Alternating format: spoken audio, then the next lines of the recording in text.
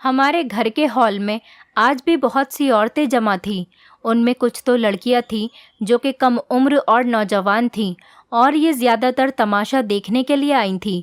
आज मंगलवार था और शादी वाला कमरा खुला हुआ था। शादी वाले कमरे में मैं आपको बताती हूँ, ये हमारे घर का वो कमरा था जिसमें कोई भी आता जाता नहीं था। ज़्यादातर ये कमरा खाली ही रहता और माँ उसे एक ही दिन के लिए खोलती थी और वो दरवाज़ा खुलते ही थोड़ी देर बाद बंद कर देती थी। मेरी माँ से बहुत सी औरतें पूजा करवाने के लिए आती थीं। हमारे गांव का माहौल बहुत ही अजीब सा था। हम ऐसी जगह पर रह रहे थे जहाँ सिर्फ मर्दों की मर्जी ही चलती थी और वो औरतों पर जुल्म करते थे। इसीलिए हमारे गांव की औरतें मेरी माँ से पूजा और हवन करवाने आती थीं ताकि उनके पति सीधे रास्ते पर चलने लगे। जब मैं उन औरतों को देखती तो मैं सोचती कि पता नहीं शादी के बाद मेरे साथ कैसा बर्ताव होगा। हालांकि मैं एक बहुत ही शरीफ और नेक औरत की बेटी थी, लेकिन अभी तक मेरा कोई रिश्ता नहीं आया था। शायद इस वजह से कि मेरी उम्र भी अब 26 साल की हो गई थी और मेरा रंग भी सांवला था। कोई भी मुझसे शादी करने के लिए तैयार नहीं होता था, और अगर कोई शादी की हामी भर भी देता तो मेरी माँ उसको इनकार कर देती। मुझे अपनी माँ के मना करने की वजह मुझे समझ में नहीं आती थी, जबकि मेरी माँ ने पिछले हफ्ते ही सबको ये बताया था कि शादी वाले कमरे में जो भी लड़की जाएगी उसकी शादी बहुत जल्दी हो जाएगी, और मेरी माँ के कहे अनुसार ऐसा ही हुआ। पिछली बार मेरी पड़ोसन और दोस्त सीमा जब इस कमरे में गई तो उसके अगले दिन ही सीमा की शादी हो गई, लेकिन किसी को भी नहीं पता था कि सीमा कहाँ गई है। सीमा के बारे में सब लड़कियां एक दूसरे से पूछतीं, मगर उसने किसी से इस बात का कोई जिक्र नहीं किया था कि उसकी शादी कहाँ हो रही है। और फिर एक दिन हम सब लड़कियों को पता चला कि सीमा की शादी हो गई है। सब लड़कियां पूछती रह गईं कि सीमा की शादी किससे हुई है, मगर किसी को दूल्हे के बारे में कुछ भी नहीं पता था। सीमा अगले ही दिन गांव से दूर चली गई और हम सब उसे देखते रह गए। सीमा की किस्मत पर हमारे गांव की सभी लड़कियां रश्क कर रही थीं, क्योंकि हमारे गांव का माहौल बहुत ही घुटन भरा था। यहाँ से निकलना तो किसी स्वर्ग से कम नहीं था। हमारे यहाँ पर मर्दों का राज चलता था, औरतों को बोलने की इजाज़त भी नहीं थी। इसी वजह से यहाँ की ज़िंदगी किसी को भी अच्छी नहीं लगती थी। खैर, मेरी उम्र भी अब 26 साल हो चुकी थी। अभी तक मेरा रिश्ता तय नहीं हुआ था। तभी मेरी एक सहेली रोमा, जो मेरी बहुत अच्छी दोस्त थी और मुझे अच्छे से जानती थी, लेकिन मेरा मजाक उड़ाने में कोई कमी नहीं छोड़ती थी, एक दिन सब दोस्तों के सामने हंसकर बोली, तेरी माँ ने तो शादी वाला कमरा खोल रखा है जहाँ पर जाते ही लड़कियों की शादियाँ हो जाती हैं, तो फिर वो तुझे क्यों इस शादी वाले कमरे में नहीं भेजती ताकि कोई तुझसे भी शादी कर ले और तू भी इस गांव से दूर चली जाए। रोमा की बात मुझे बहुत बुरी लगी थी, लेकिन मैं भी यही सोचती थी, अगर माँ चाहे तो मुझे भी इस कमरे में भेज सकती है ताकि मेरी भी शादी जल्दी हो जाए और मैं इस गांव से बाहर चली जाऊं। लेकिन जब मैं अपनी माँ से इस बारे में बात करती तो वो भड़क जाती। ऐसा लगता था जैसे मैं उनसे कोई गलत बात कर रही हूँ। मैंने अपनी माँ से कहा, माँ, तुम मुझे इस कमरे में क्यों नहीं भेजती? शायद मेरी भी शादी हो जाए और मैं भी इस गांव की घुटन भरी जिंदगी से दूर चली जाऊं। मैंने अपनी दोस्त रोमा की कही हुई बात ही अपनी माँ से कही थी। माँ ने मेरे मुंह पर हाथ रख दिया और मुझसे कहने लगी कि खबरदार, अगर आज के बाद तूने ये बात कही, आज के बाद मैं तेरे मुंह से ये बात नहीं सुनूं, वरना मुझसे बुरा कोई नहीं होगा। माँ की बात सुनकर मेरा दिल उदास हो गया। मेरा रंग सांवला था और मेरी उम्र 26 साल हो चुकी थी। अब मुझसे भला कौन शादी करता, जबकि मेरी माँ को पूरे गांव की लड़कियों की शादी की फिक्र थी, लेकिन उन्हें मेरी शादी की कोई फिक्र नहीं थी। मैंने अपनी माँ से कुछ नहीं कहा और खामोश रहने लगी, मगर दिल ही दिल में सोच लिया था कि मैं इस कमरे में ज़रूर जाऊंगी जहाँ जाने के बाद लड़कियों की शादियाँ हो जाती हैं। आज भी मंगलवार था और मेरे घर में बहुत शोर हो रहा था। औरतें और लड़कियां हमारे घर के बड़े हॉल में इकट्ठा थे। मेरे दादा एक कोने में बैठे हुए थे। उनकी आंखें खून की तरह लाल हो रही थीं और मेरी माँ औरतों की बातें सुन रही थीं। थोड़ी देर बाद मेरे दादा उठकर वहाँ से चले गए। माँ ने इशारे से नौकरानी को अपने पास बुलाया और उसे इशारा किया और उसे बताया कि फला लड़की को शादी वाले कमरे में ले जाओ। माँ के कहते ही वो नौकरानी उस लड़की को और उसकी माँ को शादी वाले कमरे में लेकर चली गई। जब दोनों शादी वाले कमरे से बाहर आईं तो उनके चेहरे पर बहुत ज़्यादा खुशी थी और उस लड़की का चेहरा शर्म से गुलाबी हो रहा था। वो लड़की बहुत ज़्यादा खूबसूरत थी। उसने किसी से भी बात नहीं की। मेरी माँ ने मना कर दिया होगा कि तुम उस कमरे से बाहर आने के बाद किसी से कोई बात मत करना, या फिर उसने खुद ही हमसे बात नहीं की। खैर वो सब औरतों के बीच से निकलकर हमारे घर से चली गईं और फिर वही हुआ जो माँ ने कहा था। अगले 2 दिन बाद उसकी भी शादी हो गई, मगर इस बार भी हैरत की बात थी कि उस शादी का पूरे गांव में किसी को पता नहीं चला। सीमा के बाद ये दूसरी लड़की थी जिसकी शादी होने के बाद उसके दूल्हे को ना किसी ने देखा था, ना ही किसी ने कुछ सुना था। ये लड़की जिसका नाम आरती था, शादी के बाद गांव से दूर चली गई और हम सब फिर से एक बार देखते ही रह गए। अब तो पूरे गांव में ये बात मशहूर हो चुकी थी। हेमा के घर में जो कमरा है, वहां जाते ही दूसरे दिन लड़कियों की शादी हो जाती है। फिर दूर दूर से लड़कियां मेरी माँ के पास आने लगीं, लेकिन माँ हर किसी लड़की को उस कमरे में नहीं भेजती थी। सिर्फ उसी लड़की को चुनकर भेजती जिससे वो अकेले में बातचीत करती। पता नहीं वो ऐसी कौन सी राज की बात थी जो माँ उस लड़की से करती थी, और तब जाकर वो उस लड़की को कमरे में भेजती और कुछ दिनों बाद ही उसकी शादी हो जाती। पिछली कई शादियाँ होने के बाद मेरी माँ हमारे गांव में और आसपास के गांवों तक मशहूर हो चुकी थी। हर औरत मेरी माँ के पास अपनी बेटी की फरियाद लेकर आती थी, और अगर कोई लड़की उनको अच्छी लगती तो वो उसे शादी वाले कमरे में भेज देती। मैंने भी अब इरादा कर लिया था, मैं अपनी दोस्त की बात का जवाब देकर रहूंगी और उस कमरे में जाकर अपनी शादी के सपने को पूरा करूंगी। लेकिन ऐसा करने के लिए मुझे मेरी माँ को धोखा देना पड़ता, उनको रास्ते से हटाना पड़ता, क्योंकि माँ ने मुझे सख्ती से इस कमरे में जाने से मना कर रखा था कि कुछ भी हो जाए तो उस कमरे तक नहीं जाएगी। मैंने भी माँ की हाँ में हाँ मिला दी थी और उनको ये महसूस करवाया था कि मैं इस कमरे में अब नहीं जाना चाहती। लेकिन असल बात ये थी कि माँ हर समय उसी कमरे के आगे बैठी रहती थी और औरतों के लिए पूजा पाठ करती रहती। इसी वजह से मैं उनकी नज़रों से छुप नहीं सकती थी। और फिर वो नौकरानी मेरी माँ की बहुत ख़ास थी, उनकी हर बात मानती थी और उन्हें हर बात बताया करती थी। मेरी कोई भी बात नहीं सुनती थी। मुझे इन दोनों की नज़र से छुपकर उस कमरे में जाना था, लेकिन ये बात मैं सपना से नहीं छुपा सकी। सपना मेरी फूफी की बेटी थी और मैं उसके साथ बचपन से खेलते हुए बड़ी हुई थी। मैंने उसे कमरे में जाने वाली बात बताई तो वो मुझसे कहने लगी कि तुम बहुत बड़ी पागल हो। अगर तुम्हें इस बात पर भरोसा है कि कमरे में जाने से तुम्हारी शादी हो सकती है तो तुम्हें किसी और दिन इस कमरे में जाना चाहिए। तुम कौन सा इस घर में पराई हो, हर समय तो हम यहाँ रहते हैं। उस दिन इस कमरे में मत जाना जब ये शादी वाला कमरा खोला जाता है, बल्कि हम किसी और दिन इस कमरे में जाएंगे ताकि हमें सारी सच्चाई पता चल सके। सपना बिल्कुल ठीक कह रही थी। जब माँ के आसपास औरतें ही औरतें होती थीं, मुझे इस कमरे में नहीं जाना चाहिए था। तभी हमने मंगलवार के बजाय बुधवार के दिन इस कमरे में जाने का सोचा। उस दिन मैंने और सपने ने बहुत ही मुश्किल से इस कमरे की चाबी चुराई। इस कमरे में पर एक बड़ा मोटा सा ताला पड़ा हुआ था जो हर समय यहाँ लगाया जाता और किसी को भी इस कमरे में आने की इजाज़त नहीं थी।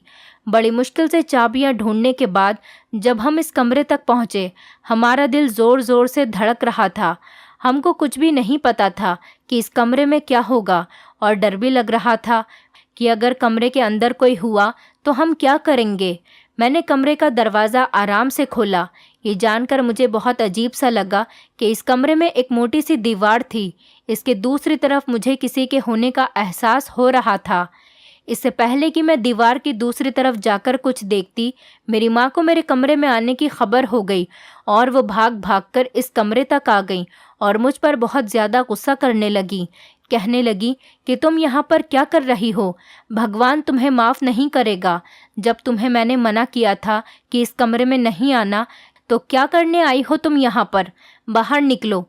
अपनी माँ को इस हालत से चीखता हुआ देखकर मेरी और सपना की तो आंखों के आगे अंधेरा छा गया। हमने सोचा भी नहीं था कि माँ को इतनी जल्दी हमारे इस कारनामे का पता चल जाएगा।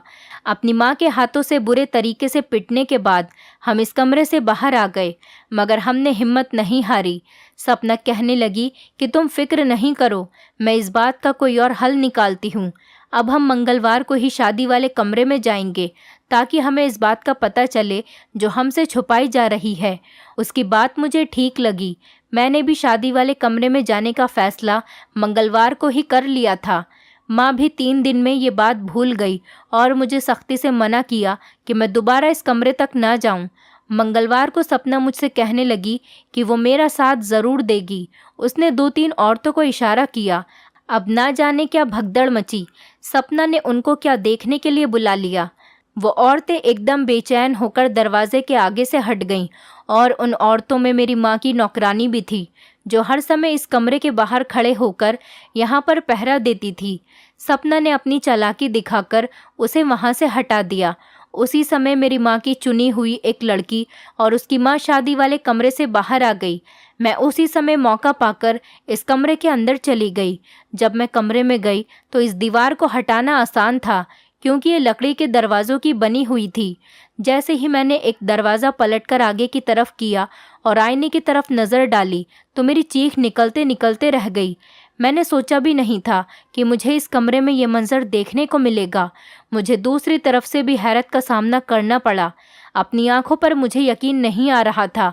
इतने में दादा को पता चल गया कि मैं इस कमरे में आ गई हूँ। उन्होंने मुझे घसीटकर बाहर निकाला, लेकिन अब उनकी आंखों में वो चमक और वो गुस्सा नहीं था जो मुझे यहाँ आने से पहले दिखाया जाता था। मेरी माँ की नज़रें भी झुकी हुई थी। उनको भी मालूम पड़ गया था कि मैं कमरे तक पहुँच चुकी हूँ और सारी सच्चाई जान चुकी हूँ। माँ ने तो जैसे आंखें बंद कर ली थीं, मगर मेरे सर पर जुनून सवार था। जिस बात के लिए इतना परेशान हुई, माँ ने मुझे इस बारे में एक लफ्ज़ की भी भनक नहीं पड़ने दी थी। मैंने अपना सर पीट लिया और मैं अपनी माँ से पूछने लगी कि बताओ तो सही, तुमने ऐसा क्यों किया। लेकिन माँ तो खामोश थी। कुछ दिन मुझसे नाराज़ रही, मुझसे बात तक नहीं की, मगर उन्हें भी पता था कि उनकी गलती है। उन्हीं को माफ़ी मांगनी पड़ी और मुझे सारी बात भी बतानी पड़ी, जिसके बाद मुझे अपने दादा से बहुत ज़्यादा नफ़रत हो गई। और मैं जो अपने दादा से इस कदर मोहब्बत करती थी कि उन्हें दुनिया में एक इंसान नहीं बल्कि फ़रिश्ता समझती थी, अब वो मुझे एक जानवर लगने लगे थे।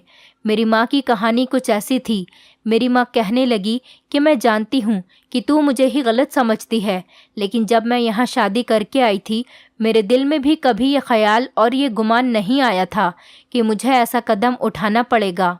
मैं एक ऐसे घराने से थी जहाँ पर लड़कियों को कमाई का ज़रिया समझा जाता था, मर्दों के सामने नाच गाने के लिए कहा जाता था, और जब वो अपने जीवन में सारी हदें पार करने के बाद अपने बाप भाइयों के लिए बहुत ज़्यादा दौलत कमा लेती तो उन्हें ऐसे ही किसी आदमी के साथ शादी कर दी जाती जो खुद भी आवारा होता और कभी भी अपनी पत्नी की इज्जत नहीं करता, ना ही उसे अपनी पत्नी का दर्जा देता।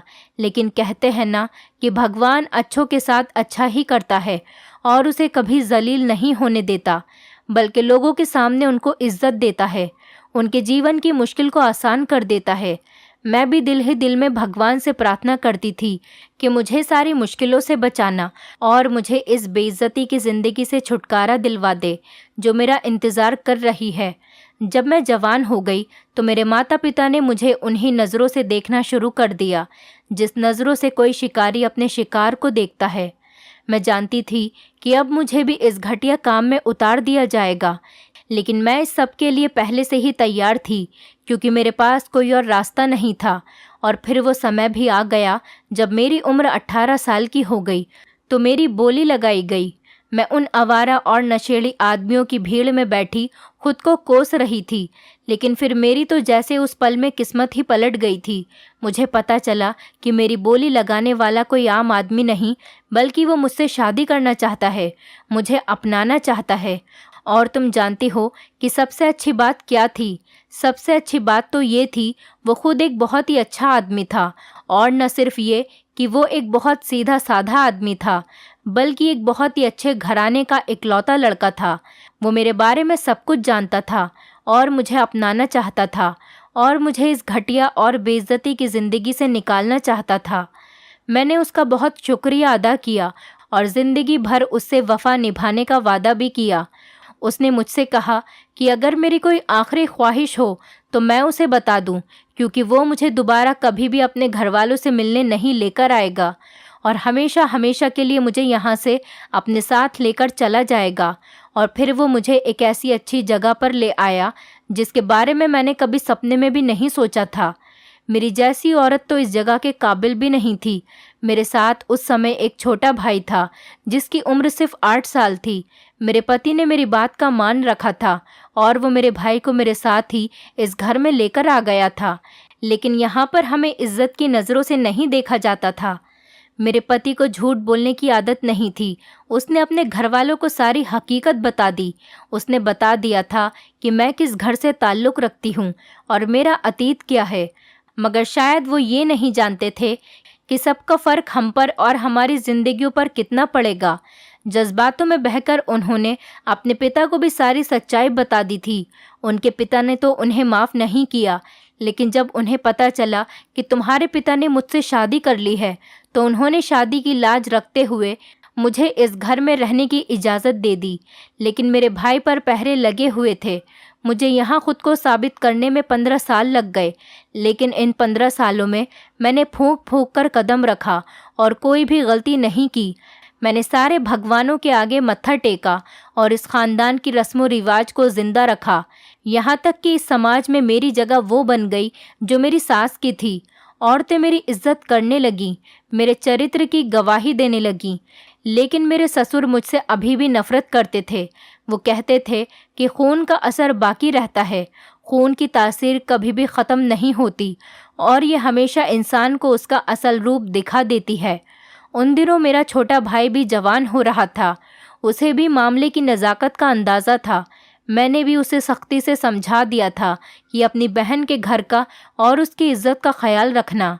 कभी भी इस घर में कोई ऐसी हरकत नहीं करना कि मुझे भी यहाँ से दरबदर होना पड़े।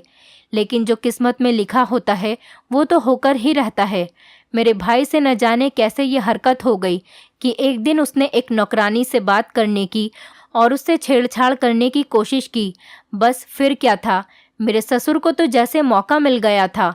वो कहने लगे कि मैं कहता था ना कि इंसान का खून कभी नहीं बदलता, वो अपना असर ज़रूर दिखाकर ही रहता है। तुम्हारे भाई ने आज अपनी नस्ल का सबूत दे ही दिया। उनकी ये बातें सुनकर मैं बहुत ज़्यादा रोई और मैंने अपने भाई को बहुत ज़्यादा कोसा और पीटा, लेकिन मेरे ससुर ने मेरी बात पर यकीन नहीं किया। उन्होंने साफ साफ कह दिया था कि मैं अपने भाई को इस घर से दूर कर दूं, वरना कुछ सालों बाद मेरे किसी कड़े फैसले के लिए तैयार रहना। मैंने सोचा था कि मेरे ससुर कुछ सालों बाद अपना दिल बदल लेंगे या फिर मैं उनके दिल में अपने लिए दोबारा से जगह बना लूँगी, लेकिन ये मेरी गलत फहमी थी। मैंने तो अपने भाई को सुधार लिया, उसके लिए एक लड़की ढूंढकर उसकी शादी भी कर दी। मगर जब मेरे ससुर ने अपना फ़ैसला सुनाया तो मेरी जान ही निकल गई और उनके फ़ैसले के अनुसार मुझे अपनी औलाद को अपने ही घर में कैद करना था, क्योंकि वो मेरी नस्ल से होती। उनके साथ किसी को भी जोड़ने नहीं दिया जाना था। वो भी अपना आप जाहिर करते और इस ख़ानदान की इज़्ज़त को डुबो देते। हालांकि मेरे बेटे का बाप तो उनका बेटा ही था, लेकिन मेरे ससुर ने मेरी कोई बात नहीं सुनी और मुझे सख्ती से हुक्म दिया कि मैं अपने बेटों को किसी से मिलने जुलने नहीं दूंगी और तुम्हें भी बाहर नहीं निकलने दूं। तुम तो फिर भी किसी न किसी के सामने आ ही जाती थी, लेकिन तुम्हारे भाई हमेशा कैद में रहे। तुम मुझसे सवाल करती रह गई कि मैंने तुम्हारे भाइयों को घर से निकलने क्यों नहीं दिया, मगर मैं कोई जवाब नहीं दे पाई। अपने ससुर को मैंने इस बात पर मनवा लिया था कि अगर मैं अपने बेटों की शादी करके उन्हें इस गांव से बाहर भेज दूं तो वो मुझे माफ़ कर देंगे। उन्होंने मेरी ये बात मान ली। यहाँ की औरतें मेरे चरित्र को बहुत अच्छे से जानती थीं। उन्हें मेरे बेटों के बारे में भी पता था कि वो कितने शरीफ हैं, लेकिन वो भी मेरे ससुर से डरती थीं। लेकिन मैंने एक एक करके अपने बेटों की शादियाँ करना शुरू कर दी। ये सारा ढोंग मैंने इसीलिए रचा था ताकि तुम्हारे भाइयों की शादियां कर सकूं और वो अपनी मर्जी की लड़की देखकर उससे शादी करके इस गांव से दूर चले जाएं, ताकि मेरी ज़िंदगी और तुम्हारी ज़िंदगी भी आसान हो जाए। मेरी बेटी, मैं तुम्हें वहाँ इसीलिए नहीं जाने देती थी कि वहाँ तुम्हारे ही सगे भाई थे। अगर मैं तुम्हें वहाँ भेज देती तुम्हारे दिमाग पर बुरा असर पड़ता और फिर अब तो तुम्हारे बाप भी इस दुनिया में मौजूद नहीं हैं। मैं अकेली क्या करती और कैसे सब मसलों को हल करती। बस अब आगे तुम खुद समझदार हो, तुम इस बात को भूल जाओ। माँ ने यह कहकर अपने दिल का बोझ हल्का कर लिया, मगर मेरे दिल में दादा की ऐसी नफरत पलने लगी जिसको मैं सोच भी नहीं सकती थी। मेरा दिल करने लगा कि उन्हें मार डालूं, जिन्होंने मेरे भाइयों की ज़िंदगी बर्बाद कर दी और उन्हें मुजरिम की तरह कैदी बनाकर रखा। लेकिन मैं अपनी माँ के कहने पर मजबूर थी। मैं ऐसा कुछ नहीं कर सकती थी। माँ का कोई बदला नहीं उतार सकती। फिर वो समय भी आ गया जब हम लोगों को इस गांव से जाना था। मेरे पत्थर दिल दादा को उस समय भी हम पर कोई रहम नहीं आया। उन्होंने आगे बढ़कर अपने पोता पोती के सर पर हाथ भी नहीं रखा, हमें आशीर्वाद भी नहीं दिया। मुझे आज भी अपने दादा की वो खून भरी आंखें याद आती हैं तो मेरे दिल में नफ़रत और ज़्यादा बढ़ जाती है। जिन्होंने अपने बेटे की खातिर अपनी बहू को बर्दाश्त तो कर लिया, मगर अपनी आने वाली नस्लों को अपने घमंड के खातिर अपना नाम नहीं दिया। भगवान ऐसे लोगों से सबको बचाकर ही रखे जिसके दिल में अपने ही पोता पोती के लिए रहम न हो। दोस्तों, उम्मीद करती हूँ आपको हमारी कहानी पसंद आई होगी। कहानी पसंद आई है तो वीडियो को लाइक करें, चैनल पर नए हैं तो चैनल को सब्सक्राइब करें और हाँ, नोटिफिकेशन बेल को ज़रूर दबाएं ताकि अगली अपडेट सबसे पहले आपको मिले।